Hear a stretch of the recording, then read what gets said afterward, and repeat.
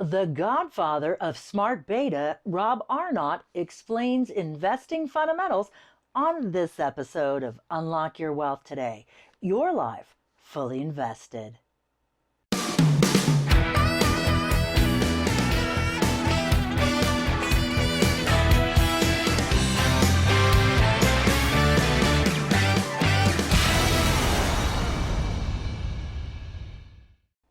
Welcome to Unlock Your Wealth Today. Your life fully invested. I'm your purveyor of prosperity and host Heather Wagenhals, and on this episode, I'm making success simple with Research Affiliates founder and chairman Rob Arnott. I'm really thrilled to have him on this show because I had the opportunity to facilitate an incredible panel about finding financial freedom this summer at Freedom Fest. In addition to bringing all of that body of knowledge with him, he is also going to talk about what built Research Affiliates, why he is the godfather of smart beta, and how you can employ this investing strategy for yourself. Welcome to the show, Rob. It's so great to see you after such an exciting summer. Well, thank you very much. Happy to be here. Now, we had the good fortune of being on stage together at Freedom Fest as I moderated a panel you were on about finding financial freedom. But that wasn't my first experience with you. And at Freedom Fest, I learned about you in 2018, as a matter of fact, when you were on another panel moderated by one of our guest hosts, Jim Woods, and Keith Fitzgerald, also a past guest of the show. Yeah. And I got to listen to how you think about and make your investment selections. And you were introduced as the godfather of smart beta. So can you explain a little bit what that means when people introduce you that way? Sure. Back in 2004, we introduced an idea called fundamental index. Fundamental index chooses and weights companies differently from most index funds. Most index funds choose the biggest market capitalization companies, the most valuable, and then weight them according to how big their market value is. Now think about that for a second. A stock that has soared, its price will have gone up, its market value will have gone up, so you wind up being tilted towards companies trading at high multiples. Those are often referred to as the growth stocks. Companies that have tremendous momentum behind them, and you're weighting them according to their popularity. So is a growth tilted momentum chasing popularity weighted index the best way to earn money? I don't think so. So back in 2003 and 4, we did some research that led to the fundamental index that instead says, what are the 1,000 largest businesses in the country based on objective measures of the size of the business? How much do they have in sales? How much do they produce in profits? How much do they pay back to shareholders in dividends? What's their corporate net worth or book value? Different measures, just like your footprint in the sand at the beach has different measures, length, width, depth of the footprint a company has in the macroeconomy has different measures. So we weight companies according to how big they are. And the result is that if a company is a terrific company, much beloved, trading at lofty multiples, well, that simple fact isn't going to help you make money on the stock if the market's already aware of that and has priced it at a large enough premium to front-end load all of the good news that's expected. It'll only make more money for you than the market if it exceeds lofty expectations. So we reweight those back down to their economic footprint. Companies trading at deep discounts, we recognize they're worse companies. Lousy products, lousy management, slow growth, skinny profit margins, whatever. But that's not going to hurt you because the market's already well aware of it and prices them at a discount. So they're only going to hurt you if they underperform bleak expectations. So fundamental index says, yeah, it's a lousy company, but that's in the price. Let's reweight it back up to its economic footprint. Now, what inspired the term smart beta was the fact that this strategy as the market changes its mind about a company and gets more or less enthusiastic, contra trades against the market's most extravagant bets if the growth in confidence in the company isn't accompanied by a growth in the business. And so Okay. you wind up rebalancing and creating a rebalancing alpha. The consultants Towers Watson out of London liked the idea enough that they called it smart beta. They looked around for other strategies that break the link between the price of the stock and its weight in the portfolio.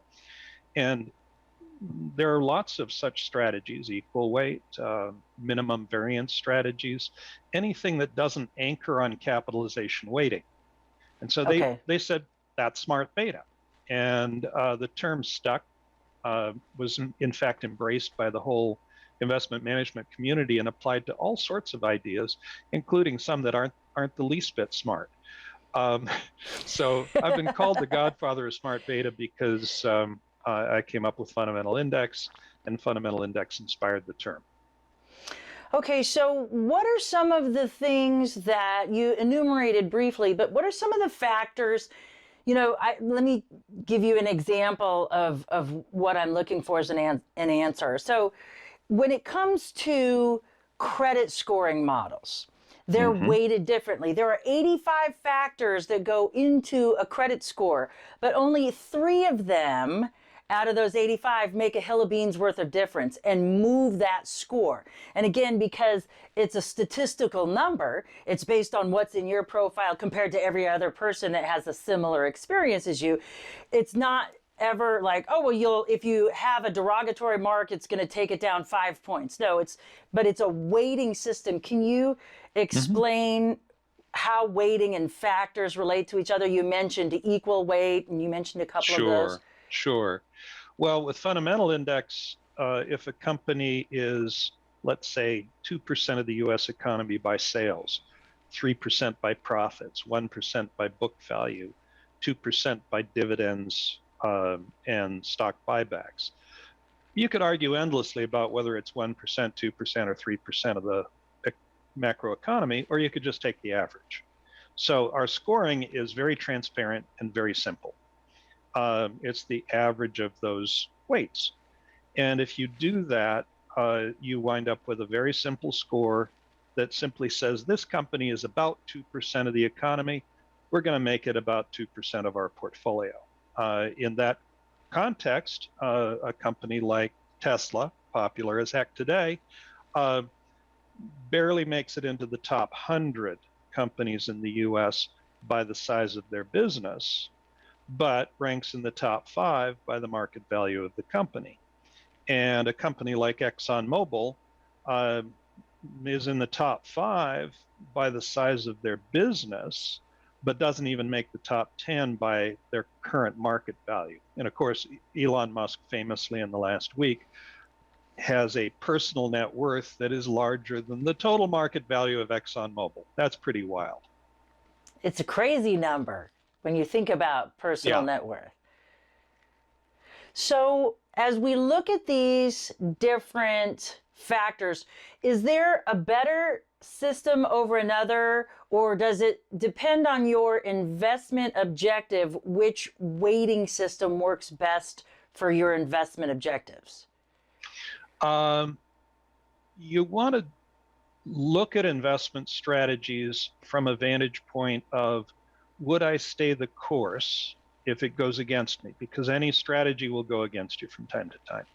So in thinking about investments, you have to ask the question, will this strategy freak me out so that I bail out at the wrong time? There have been a number of times in my career when I was sitting next to somebody on the plane who said, I just lost half my money in the stock market. I'm going out. I'm never going to invest in stocks again as long as I live. And my advice to them, which is obviously likely to be ignored, is you're thinking about the market and thinking about investing from a perspective of sell low, buy high. Right. Ours is the only major industry in the global macroeconomy where people hate bargains. Where I'm all about the discount shopping. I'm a female. Well, there is fashion. My wife's definitely a fashionista, And I have seen her turn down an item because it was cheaper than she expected. Uh, It's but crazy. other than high fashion and a few other and maybe exotic cars, there's very few businesses and none the size of the investing world where people hate bargains.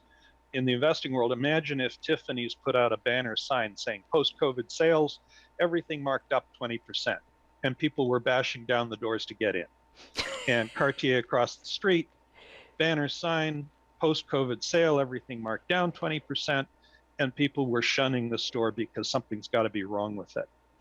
It's important to remember that anything that's newly cheap got there by inflicting pain and losses.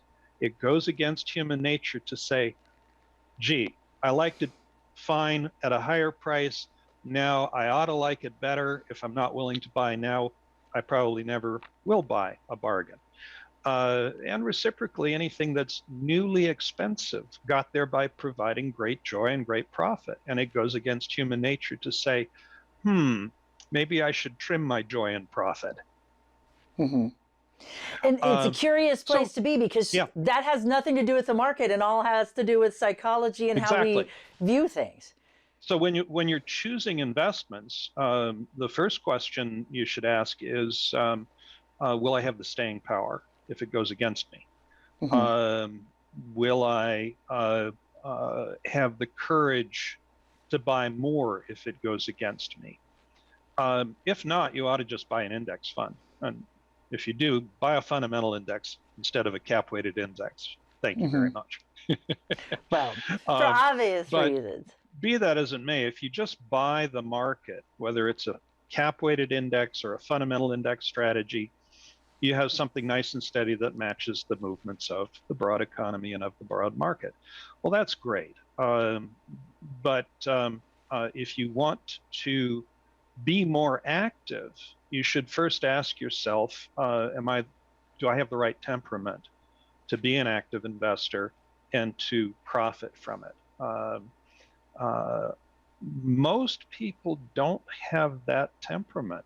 And Mm-hmm. that's an interesting, simple fact. I've been at financial advisor conferences and been asked the question, how much should a financial advisor add for our clients' wealth in order to justify what we're doing?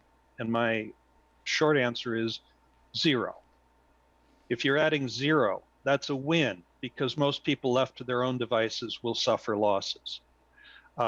There's a company called Dalbar that studies the performance of mutual funds on a dollar-weighted basis and a time-weighted basis. And if a fund is up 10% a year in the last 10 years, but the average investor got in after it ran up and bailed out after it faltered, then maybe the average investor dollar-weighted didn't earn 10%, but earned 8% or 7%. That's very typical. Losing 2 or 3% per annum due to human nature is very typical. And somebody's on the other side of those trades. You want to examine whether you're going to be the one funding somebody else's success or whether you're going to be able to capture somebody else's losses. And most people fall into the former category. So being self-aware is hugely important in investing. Mm-hmm. So being self-aware. So my nephew is this up-and-coming young investor, and he's in college right now, and he loves math and he loves engineering, and so he's kind of following in the footpath of, say, a John Galt or a Howard Roark, and he's starting to dabble in the stock market, and now he's become so passionate about it that he's flipped his position, and it's like he's just kind of doing what he needs to do to get through school, but every day he's just combing, trying to research strategies and all kinds of different performances, different techniques, and trying to learn and absorb the market. And he's gotten spanked a few times because we all do. But that's where the learning comes. I'm like, you're paying for college, you're paying for an education. You have to look at it that way because I refer to investment losses as tuition. Exactly. Because, because if it doesn't sting a little bit, it's not going to stick. That's kind of, if it stings, it sticks in my And if it book. doesn't stick, then you got to re-examine yourself, because for a lot of people, losses are a basis for saying, I'm going to take my marbles and go home, Right. rather than saying, what can I learn from this? Hmm. Learnings are so important. We all make mistakes in life, in relationships, and of course in investments. And trying to learn from our mistakes, you learn so much more from your mistakes than from your successes, if you're open to it. Right. And therein lies the key. And that was probably one of the first things that I said. I said, okay, so you have to find some intestinal fortitude Mm-hmm. because you have to weather the dips and you have to be willing to make decisions that are based soundly on Mm-hmm. the right information and let the market do what it does, but know that you're in a company for the right reason, not because it's a market favorite, but because you picked it properly. So Right. once we get over this psychological hump, so we're Mm-hmm. starting to shore up our intestinal fortitude, and then we're also starting to learn from the painful mistakes that we make. What are the things that we need to be carrying forward as we start identifying some of the simple factors just to begin our company evaluations? If we want to Sure. do this, Sure. where do we go after we put those two pieces of the puzzle in place? Well, there's a few pieces that I think are important to put in place first. You can't invest money that you've spent. So, if you want to have financial independence, spend less. There's Absolutely. hardly anyone on the planet who couldn't spend 80% of their income instead of 100%. Right. Even the working poor could, in theory, do that, because almost all of us know somebody who makes 20% less than we do and has a lifestyle not dissimilar to our own. Could we handle Right. that lifestyle? Of course we could. So making the conscious choice to not spend and to set aside 20%, or at least to work your way towards that by setting aside whatever raise you get Mm-hmm. each year until you are saving 20%. That's a great start. Another thing to do is to check your desire to chase past results. If you took 1,000 people and asked them how do they handle their 401k portfolio, their company gives them this report every quarter showing here's your available investments and here's how they've done over the last 1 year, 3 years, 5 years, 10 years. How many of us look at that list and look to the bottom performers over the last 3, 5, and 10 years and ask, is there any reason this is not a bargain? I would And say zero do that. yeah, well, I think there might be 1 in 100 who does that. Okay. Um, None of us likes losses, Right. but that's where opportunities arise.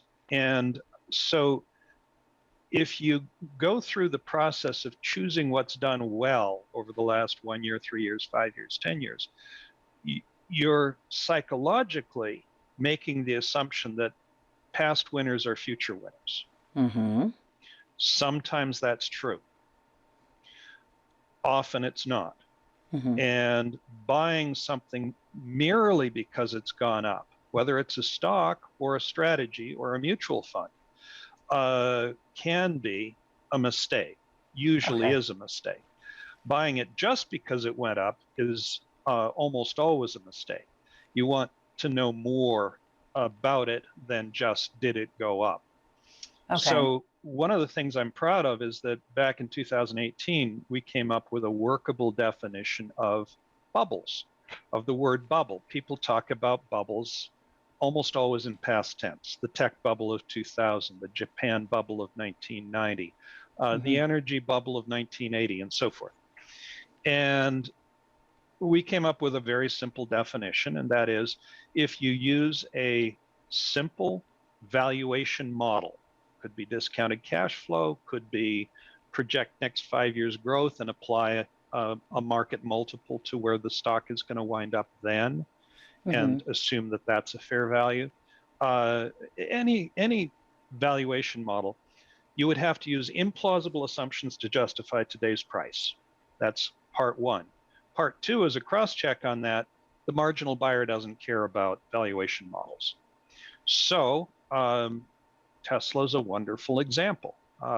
Tesla, I debated Kathy Wood at the Morningstar conference about a month ago, and she said she set a price of target of 3,000. And I said to her, so what's your exit strategy? And she said, if it hits 3,000, I'll sell. And I said, how do you get the 3,000 number?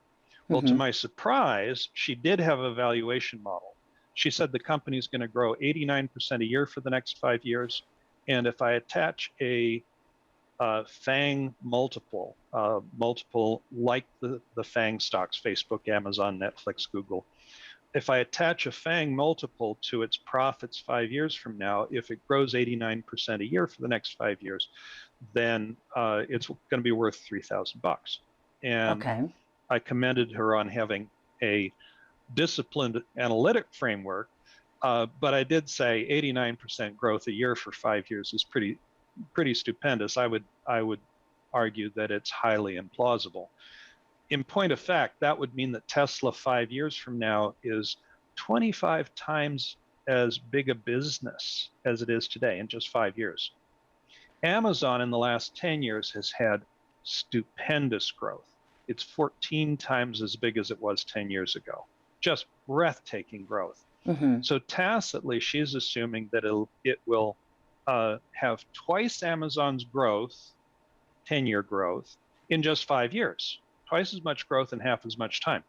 I view that as highly implausible. She doesn't. And the markets will tell us which is right. I may be dead wrong. I've been wrong about Tesla along the way. But as long as you're right about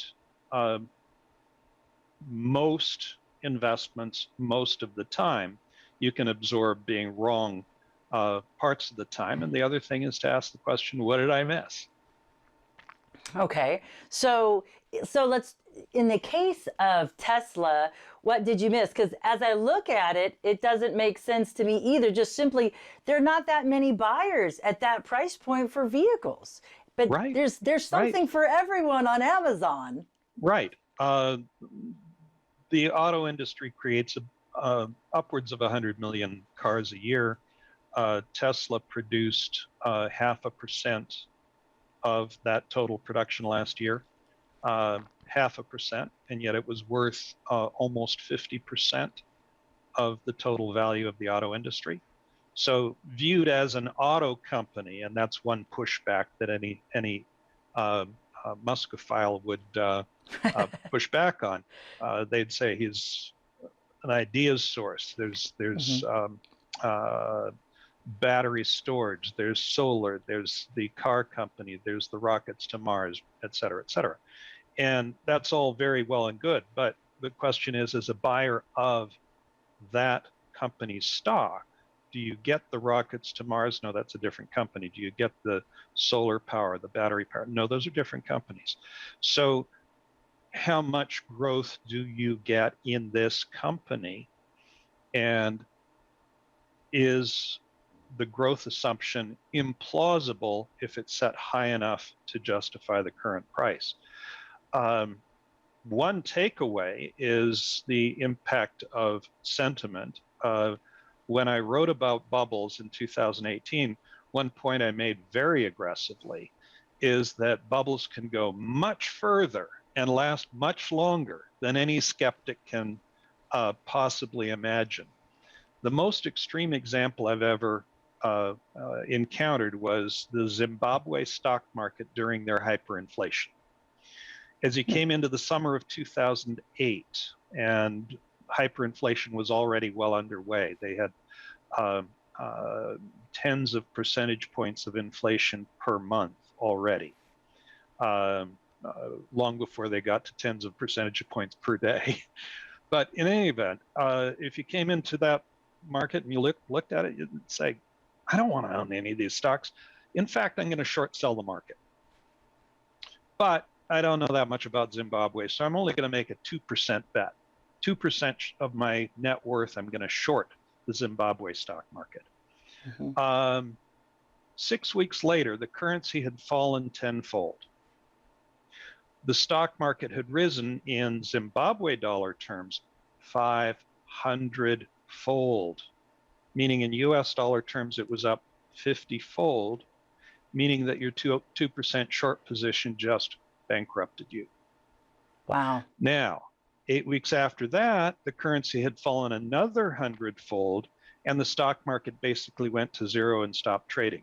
So you were right, but you were wiped out by a bubble. Right. So you have to be incredibly careful about bubbles. Sentiment can take them to really extravagant heights. But that doesn't mean you have to own them. Right. Because I don't sleep any better at night, even though I am a Zimbabwean trillionaire. Most of us are. Most of us have that $500 trillion note somewhere. I know. I keep it locked up because I think that the sentimental value would cause it to be stolen more than its actual physical paper worth. Actually, Zimbabwe has made a cottage industry of continuing to print those bills, and they now sell for about $100 each, which is quite funny. But excellent lemons to lemonade. Yeah, because when they stopped using the currency back at the end of 2008, it was worth about $3. And 500 trillion Zimbabwe dollars was worth $3 US. But now it's worth $100. Cool. Yeah, you just never know when you're looking for these good deals, what you can find. So here's my next question. So how can we show, do you have an example off the top of your head of where a bubble played out in favor of this fundamental index? Because, they kind of... Oh, sure. Countless examples. In fact, I'll use a counterexample to illustrate the point. In the year 2000, Amazon was already fading from its 1999 highs. Those of your viewers who are old enough will remember the famous report entitled Amazon.bomb. I remember. It rolled over and was down by almost half from its 1999 highs, and then lost another 80 or 90% in the 2 years after the tech bubble. If you used our definition, you would have said, even after faltering, Amazon would have to achieve implausible growth in order to justify today's price. Well, roll the clock forward 10 years, and Amazon had a negative return for the decade of the aughts. So you look like you were absolutely right. Roll it forward another 10 years, the growth finally caught up with the valuation in the year 2000 and exceeded it by a wide margin. So bubbles merely mean implausible. They don't mean impossible. And for every Amazon or Apple that you could identify in the year 2000, there are dozens of companies that have negative returns since the year 2000. Cisco, briefly #1 market capitalization company in the world, briefly priced at almost 200 times earnings. And subsequent to the year 2000, they've grown handily. Their sales are up 12% a year for 21 years. Profits are up 13% a year for 21 years. And the share price is down from the year 2000. Down. So even if you had projected 13% growth for 20 plus years, that wouldn't have been enough to justify the year 2000 peak price. It was a bubble. Now, that doesn't mean that it couldn't have achieved the growth that would justify that price. It just meant that it was highly improbable. And so the fact that there were scores of tech companies that did not live up to the hype. Today, looking forward over the next 10 years, is Tesla going to live up to the hype? I doubt it. Is Amazon going to live up to the coming decade hype? I doubt it. In fact, if you go back historically and look at the 10 most valuable companies in the world, decade by decade, you find that on average, 8 of them fall clear off the list over the Okay. next 10 years, and 8 or 9 of them underperform the world market. Those are your largest holdings if you own a cap weighted index fund. And so if your 10 largest holdings, 9 out of 10 underperform, 8 out of 10 underperform enough to fall clear off the list. What does that tell us about today's list? Today's list is more tech concentrated or more concentrated in a single industry than ever before in history. Of the what we call the FANMAG stocks, that's the FANG stocks plus Apple and Microsoft.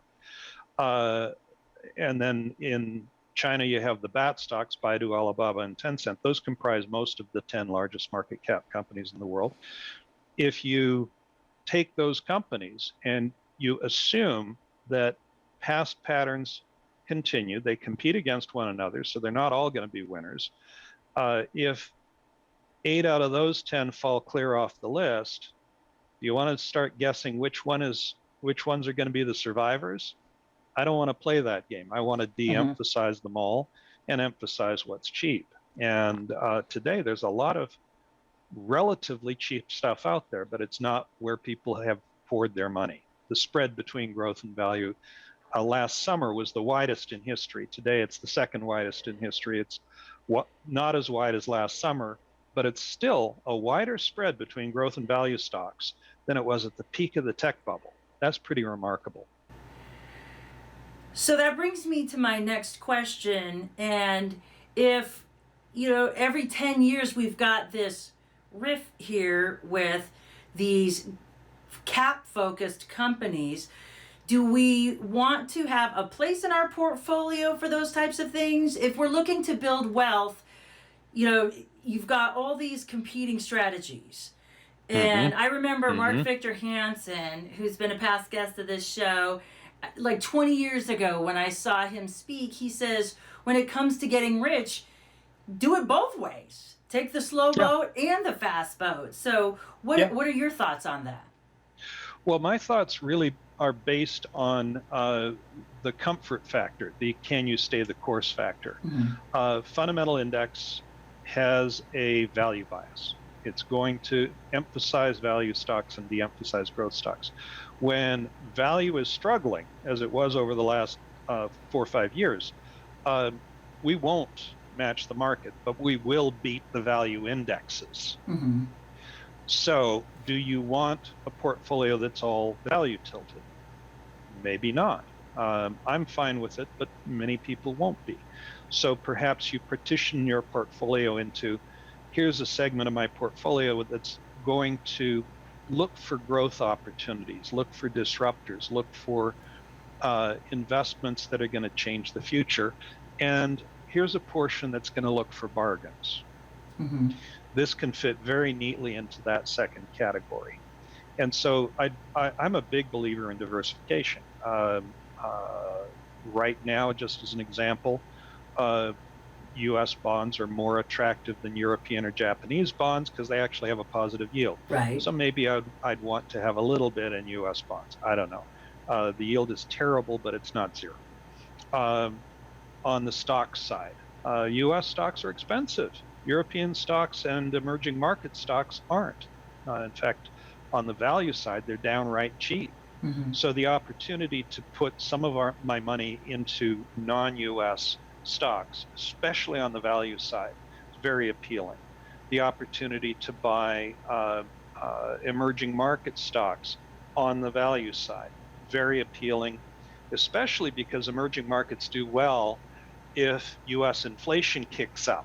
And it sure looks like that is happening. It sure looks like our policy leaders in Washington are bound and determined to create some serious inflation in the coming 3 to 5 years, and are dismissing it as transitory.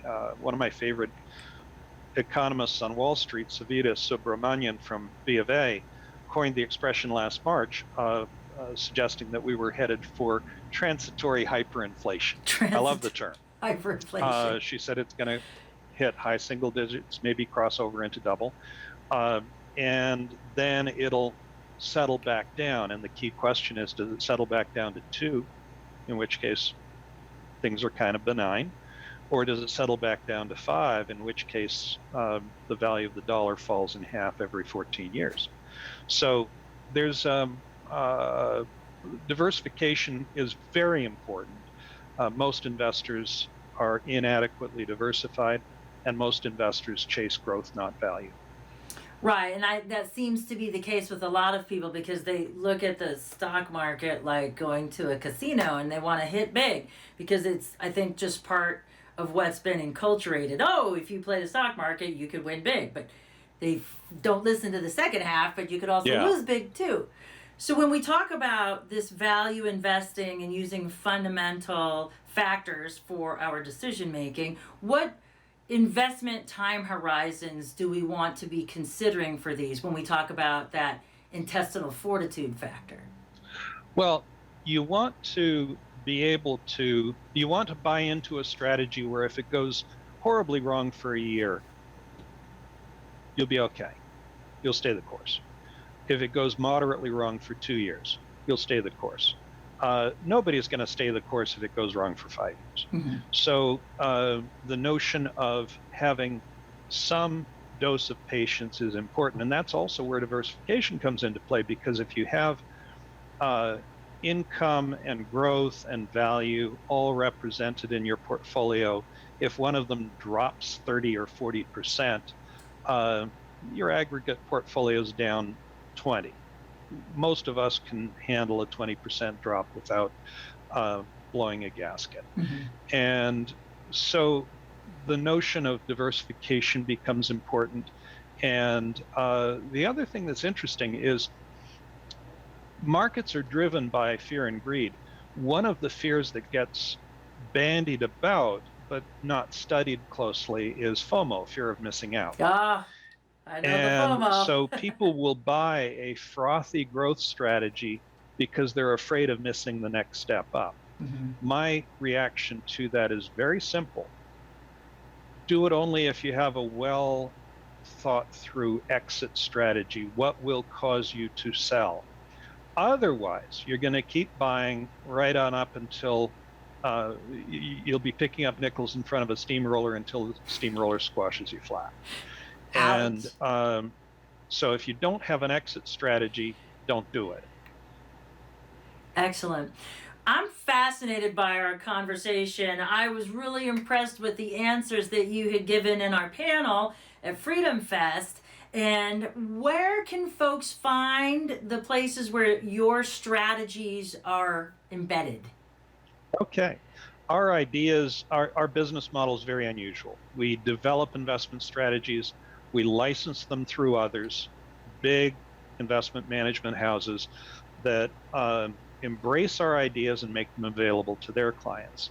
So we've got about 180 billion under management using our ideas. We don't directly manage any of it. That way we don't have to have call centers, we don't have to have client reporting capabilities. We can be singularly focused on R&D. So Schwab has Schwab Fundamental Index strategies. Invesco has Invesco RAFI strategies. PIMCO has PIMCO RAE strategies. You can get, if you're investing multiple millions, you can get separately managed accounts through BlackRock, SSGA, Parametric. Parametric does it with loss harvesting and other tax management techniques, which are very cool. Mm-hmm.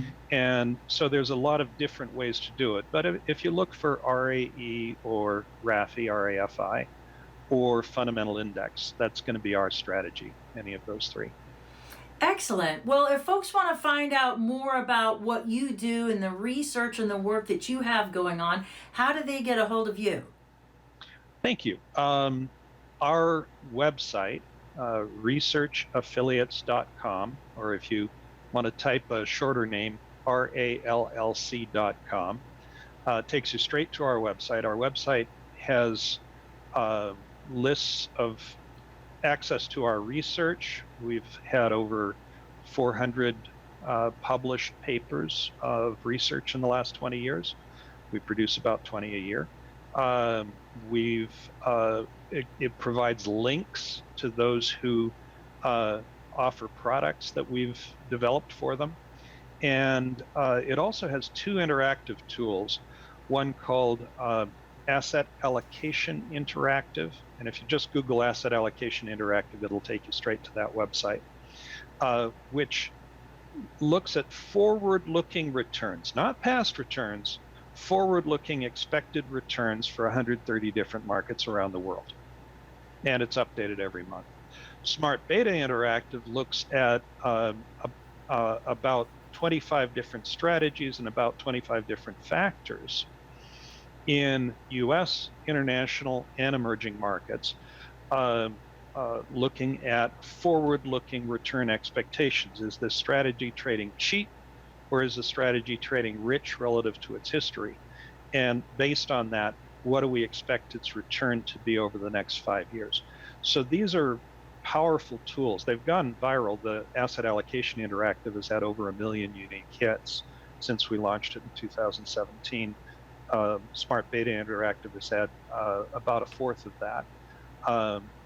But clearly a lot of folks are tapping into our work. Absolutely, they are. My nephew being one of them, because I was like, okay, I can't answer these questions. They're getting too technical for me. And I just pointed him there. So I was super impressed with your website. Well, thank you again for being a part of the show. And I'd love to continue this discussion at another time.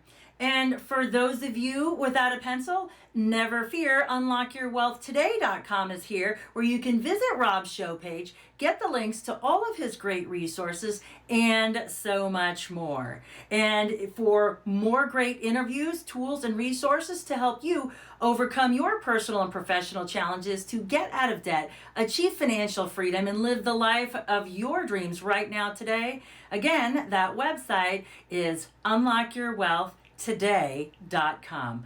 I'm Heather Wagenhals, and I'm making success simple for you. Now go out and unlock your wealth today.